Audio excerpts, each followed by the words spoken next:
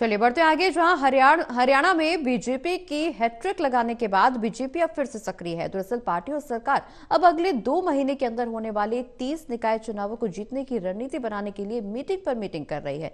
दूसरी तरफ कांग्रेस है जो अपने अंदरूनी संघर्ष में ही उलझी हुई है। 10 साल से पार्टी का संगठन नहीं बना सकी कांग्रेस आखिर बीजेपी की अगली तैयारियों से कैसे निपटेगी, रिपोर्ट में देखिए।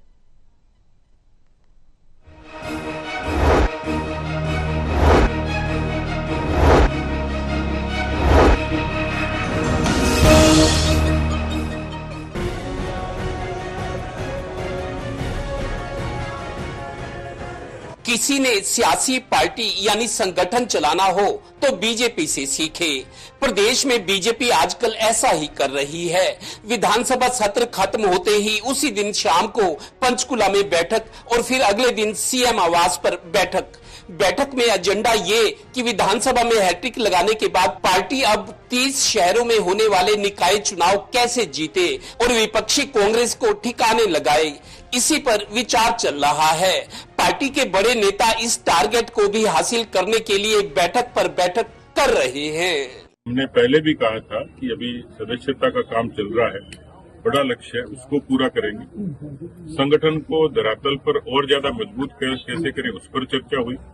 पार्टी ने जो चुनाव से पहले संकल्प पत्र दिया था उसका एग्जीक्यूशन कैसे हो और आने वाले भविष्य में जितने भी काम है उसको प्राथमिकता से पूरा कैसे। गौरतलब है कि 2018 में ऐसे ही हुए 5 नगर निगमों के चुनाव में 5 जगह बीजेपी के मेयर बनने से पार्टी की हवा और बढ़ी थी। अब फिर वैसी ही तैयारी है। एक तरफ संगठन की सक्रियता, दूसरी ओर सदस्यता अभियान के जरिए लाखों नए लोगों को पार्टी से जोड़ना। रणनीति तो गजब की है।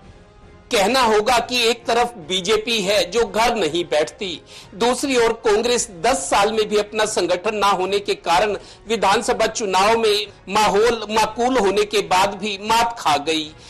क्योंकि जब देश ने इनको देख लिया है कांग्रेस पार्टी को और उनको नकार दिया है, जब इनको नकारा है तो इनको फिर इस प्रकार की बातें याद आती हैं कि ध्यान डाइवर्ट करना है, जनगणना करानी है। भाई थारे को किसने रोक लिया था, 55 साल तक रहे हैं।